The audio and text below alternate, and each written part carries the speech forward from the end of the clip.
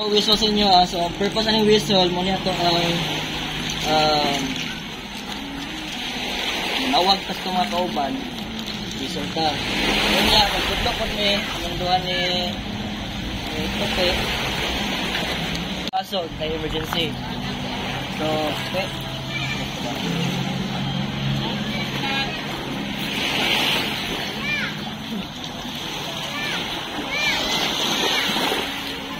okay because so verify lang ta sa signaling sa wato sa dagat okay perform stop so kaning stop asi signal anong mag-stop in kaso man o naisa sa toa wato dito sa lawod or dito sa dagat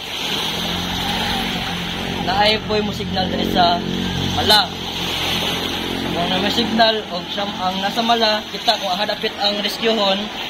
siya mo ingon sige atras then may stop mo yung signal okay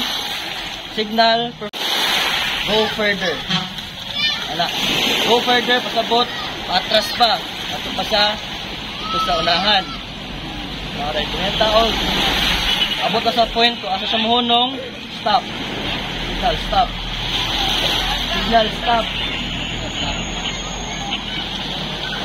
layo pa go further next go back to shore taas lang isa kamot right hand example kung narito naitay tao rito tawag ko na to go back to shore saka lang dugay tapos tayo search underwater kaso doon tayo pakita sa lalom yung signal okay down saan na to pag call attention okay perform call attention duha ka kamot lahi po ang signal sa isa ka kamot ano siya calling for attention kung kita kani lantaw mo down so natay duha ka klase sa katong isa lang kakamot so natay sa tubig nga mo call or tabang i-perform ano siya gitawag nga need assistance kung nasa tubig kung nasa tubig kailangan tabang sa kamot wave kung mag-wave sa kamot nasa mala pasabot I do not understand please repeat may signal mangyapon na yung signaling wala kasabot sa yung signal sa may mo tawag sa yaa ayun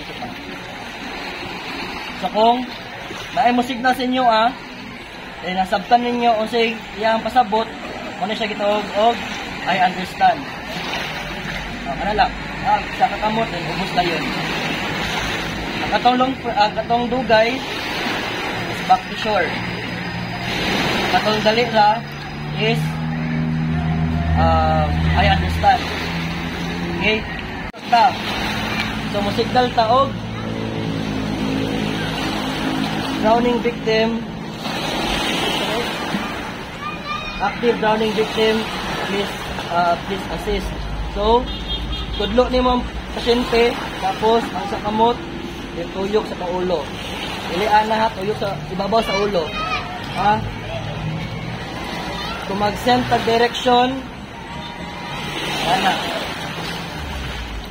go to this direction go to this direction para di paglibog sige atong sanay sa inyo